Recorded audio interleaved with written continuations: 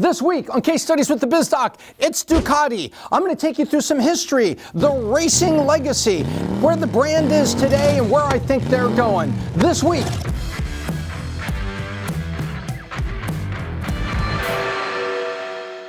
Ducati, the legendary company that dates back to 1926 that became a legendary superbike brand and is now owned by the legendary Audi, Volkswagen, and Lamborghini.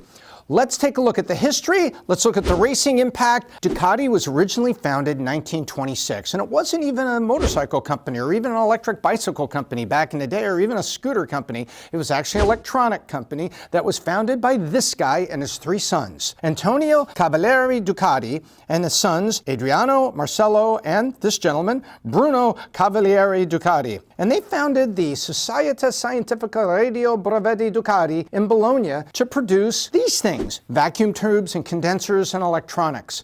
That's where the company started, and it would remain that way until World War II.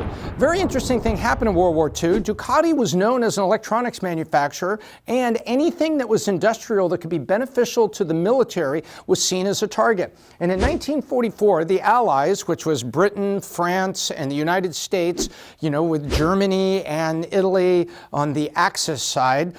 As this historical photo shows you, Operation Pancake was mammoth. There were 700 aircraft that flew. 40 of them were B-24 Liberators that held thousands and thousands of pounds of bombs, and the destination was the Ducati factory. Destroy the factory and its ability to make electronics for Germans, for Italians, for planes, for any part of the war effort, but it was to go after Ducati and absolutely wipe that factory from the face of the earth. And well, as history shows, that's exactly what they accomplished. So in 1950, they built the Cucciolo. I hope I'm pronouncing that right, which was a motor-sized bicycle that looked a lot like this, as you can see. Anyway, you would scoot around town on this little bike, and it was very novel, and it was very useful, and it got you around town without wearing out your legs, but that was the first bike. And believe it or not, over a couple years, they actually made 200,000 of them, which was pretty amazing. I think it was a 3-year period, they made 200,000 of those bikes. A really impressive start to the company, and that was the birth of two-wheeled power for Ducati. In 1952, in Milan at a technology show, which was basically a industrial show back in those days. They wouldn't think of it as technology, it was just industry. They showed the Cruiser, and the Cruiser got incredible recognition for Ducati for its design, it was very novel, it was very innovative and everything, but they actually didn't sell too many of them. But it was also the birth of something else. They would split the company into the electronics division and the bikes division. And this here in Milan, even with a product that didn't get off the ground exactly perfectly, was the birth of what we know today to be the amazing superbike company that has dominated superbike racing, is an iconic brand. And by the way, speaking of branding, I think the Ducati brand is second only to Harley-Davidson in motorcycle brands around the world. Say what you will about Honda, legendary. Yamaha, legendary. Kawasaki, legendary. Triumph out of England, legendary. But Ducati and Harley-Davidson stand apart, that when you say, I have a Duke, or I have a Harley, you are talking about very special bikes that have iconic places and tremendous enthusiasts among the brand owners, which may or may not be a bike owner, by the way. There are many Harley enthusiasts who wear Harley apparel and have the Harley attitude, but they've never even sat on a Harley bike. It's all about the brand and the attitude. It is similar for Ducati, although Ducati is far more entrenched in the brand of the bike itself, with enthusiasts that own, ride, race, and beloved the great bikes that are built by Ducati. From 1952, we're in the 1960s, Ducati enters what I would say the superbike category. Before he even called it a superbike, they built the world's fastest 250cc bike. In other words, they got more out of the bike and the design and everything, and were the fastest 250cc. So now, as we go into the 60s, not only are they a separate company, not only are they in two-wheel power, they are now known, they've set a technical standard, just like Ford and the Cobra and the Corvette set racing records, which lended to the brand and the buildup of Cobra, Mustang, Corvette. You also now have Ducati setting the standard as the fastest 250cc motorcycle in the 1960s, which aligned performance at the highest level with Ducati forever. The brand would be entrenched forever. That was the seeds of greatness. And by the way, pay attention, Ferrari and Lamborghini were also setting new records and building incredibly fast cars with amazing design during those same 1960s. You go forward into 1996, let's talk a little bit about the ownership. You know, in life and in venture capital, you own something to sell it for a profit. Even if you buy a house and you're in it for 30 years, when you retire, you sell it, you make money. In life, you own things to make a profit when you sell them. What was very interesting here, 1996, Texas Pacific bought about half of Ducati. And then in 1999, they bought the other half or acquired the other of ownership, and they did the IPO. So now they own it and they've made a profit because when you go public, some of their return came back at that time. And then in 2005, 6 years later, Ducati is doing very, very well. And we're going to talk about their racing legacy that was being hatched at this time. They were sold to Invest Industrial and Carlo and Andrea Bonami's investment company. And so now it's sort of back kind of under Italian ownership, pretty much. And 2005, it is in the middle of the racing legacy era. But then 7 years later, it would be sold to Volkswagen and Lamborghini. Now then, I'm picking the story up here about the time it was sold. There's a story that goes back, but all those numbers I'm setting aside because I'm going to show you something that happened here with the number of bikes they were making, the important introduction of a new bike, and where I think they're going in the future. Well, first of all, right now, let's talk a little bit about the racing.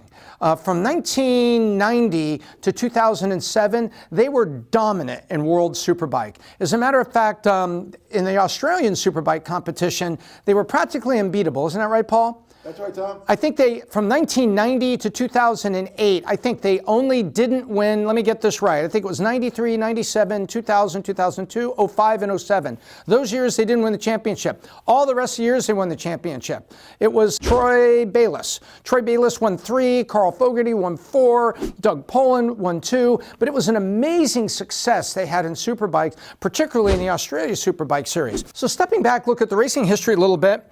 You know, they are the only ones in the Superbike Championship. They have 14 rider championships, 17 constructor champions, and over 300 wins. More wins than any other marquee. Sort of like McLaren and Ferrari in Formula One, more wins than anybody else. Although, thanks to Lewis Hamilton in 7 years in Mercedes is certainly coming up the run of those. But we're talking about the iconic winners. You look back in phases where they were absolutely unbeatable, and they amassed tremendous amounts of wins over the course of their participation in the series. MotoGP, many people feel that MotoGP is the elite bike racing series. And in 2007, Casey Stoner won it. And by the way, that was the first time in 33 years that an Italian manufacturer had won MotoGP. So that was amazing. That's only 13 years ago. And it was an amazing accomplishment, not only for Ducati, but for an Italian brand, a couple AMA championships, and then they left that series in 2007. But the point is, the racing was everything, and it was phenomenal. And if you look over the history of superbike racing, you will see absolute amazing lineages where you look down, 93, 94, 95, 97. You go down, look at it. It was just amazing. Doing my research here, I really understood it because I'm a racing fan. But when I really got underneath the statistics and everything, just how dominant they've been over all this time really came forward. Amazing. Well, that served to underline the brand. And you can draw a line from, Casey Stoner winning the MotoGP in 07 all the way back to that 250cc that was the fastest bike of its type at the time. And you can see the performance seed that was in the brand there came all the way forward. Now let's take a look here. What I think is very, very interesting is what's happened since the acquisition by Volkswagen, and Volkswagen acquired it. Volkswagen owns Audi, and they also own Lamborghini. And Lamborghini is the division that they put Ducati under. And it's very interesting. Smaller volumes, ultimate performance, ultimate style. So you would say Lamborghini here, that to put Ducati into that division, under that leadership, with those sensibilities and thinkings, smart move by Volkswagen. So let's take a look. In 2011, this is the number of bikes that they built each year. They were here 42,000, 44 and 12, 44 and 13, 45 and 14. Now they were bought in 2012 by Volkswagen, who did the Pac-Man thing, gobbled up Lamborghini, and I think they only bought it, what was it, Paul, it was less than €1 billion, wasn't it? Less than a billion. Yeah, like 700 to 800 million. Now you would think, this goes back in 2011-12, that doesn't seem like a lot of money. We have unicorns and startups and fintech and insurtech where I live and work most days. And it just seems amazing to me that you would have something as legendary as Ducati only sold for, I guess, 800 to, I think it was right around $800 million, 900 million euros, depending on how the currency converted at that time. But anyway, suffice to say it was far less than $1 billion. The actual number is not as important or impressive as the fact that the legendary Ducati was bought for that by Volkswagen and put in the Lamborghini division. So here you were in the 45s. Something interesting happened in 2014. So they've owned the company for 2 years. The Diavel comes out. Interesting. Look what happened. This is a cruiser. This bike is a cruiser. This isn't a racer. This is a cruiser, but it's everything. It stands for everything about Ducati. Performance, elegance, style. They jump up over 20% jump in units. 54,000, 55, 56, 53,000, 53,000. Then in the COVID year, 48. This year, they're projected to be back above 50,000. I think this is really interesting. And they were also they jumped up to 700 million euros in annual revenue, but they haven't really got back past that. 731, 736, 700, 716, 700. They're really within a 3, 4, 5% range there. And who knows where they'll be here. I happen to think it's an amazing thing that they were still able to sell 48,000 bikes during the COVID year. We're all supposed to be locked down. I'll tell you, that's sort of interesting to me. And when you take a look at, they only went from 53 to 48,000 during COVID year.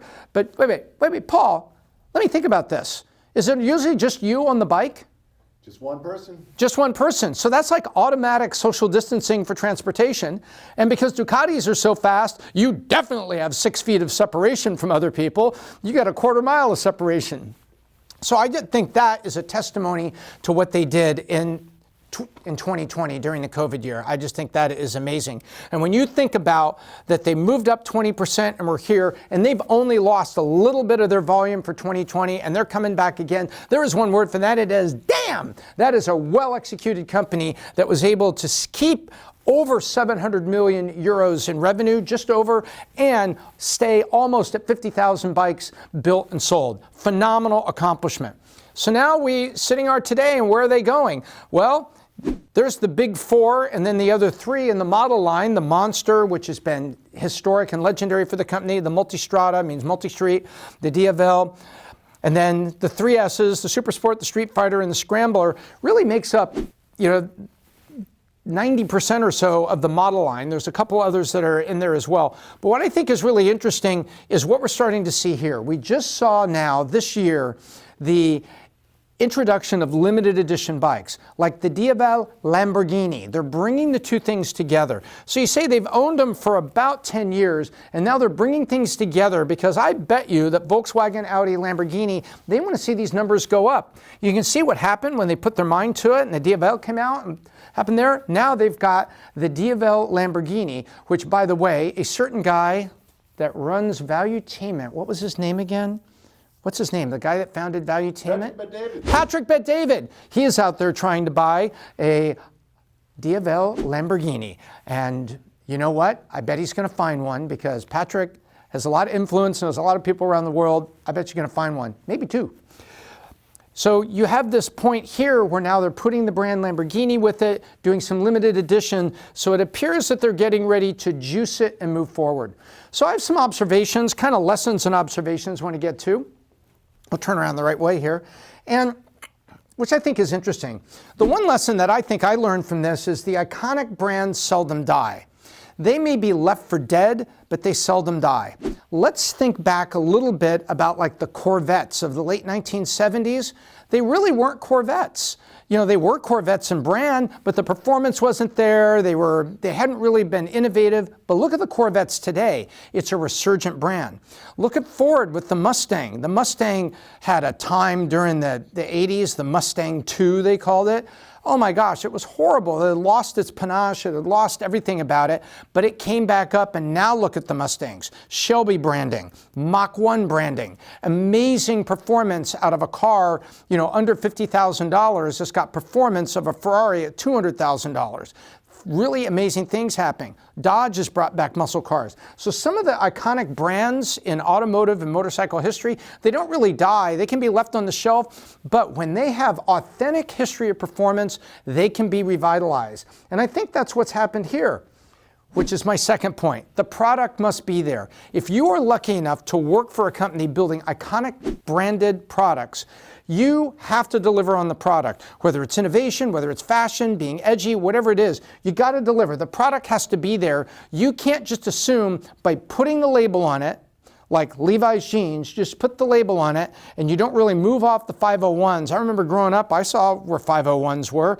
501s made a bit of a comeback, stonewash, and there was really a resurgence of Levi's as a jeans brand, whereas not just relying on one old product that hadn't been refreshed, and it comes back.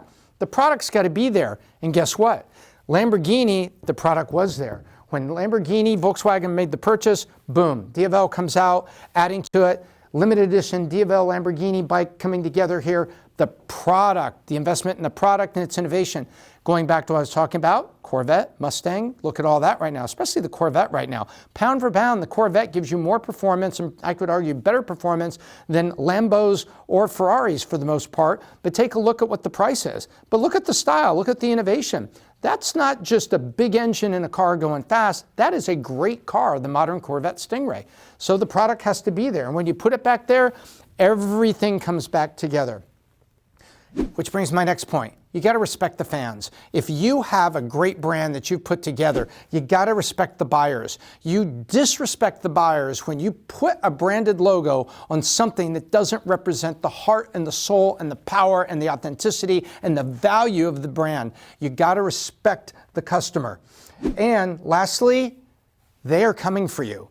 When you think about it, competitors will be coming for you. They'll try to mimic you. They'll try to rip you off into ripping off features and putting them on there. And you see rip-off versions of earbuds and a lot of things like that. But the authentic, real thing is there. But you have to remember, they are coming for you. Well, that's the Ducati case study. From the humble beginnings from a father and sons that made an electronics company to getting bombed in World War II, to the first motorized bike, to the 250cc, the fastest set the record, where it really entrenched the brand, to where they are today, part of Lamborghini, which is, I believe, where they belong, with edgy design, colors, and dynamic innovations. That's Ducati. I think even though you see a little flatness here, I think they're going to take a breath and move forward as the world recovers from COVID and the world economy is recovered from COVID, because what is more liberating than going from being locked up to being unleashed on the open road on your favorite bike, a Ducati DFL screaming down your favorite road? Well, that's what I think about Ducati, but what do you think? Leave a comment down below. I'll answer as many as I can. And while you're there, please subscribe to Valuetainment Economics channel and hit the bell so you get notifications for new case studies and other great content on this channel. And if you like this case study today, check out this Biz Doc classic. Great learnings in there too. Until next time, I'm Tom Ellsworth, the Biz Doc, and I hope I left you better than I found you.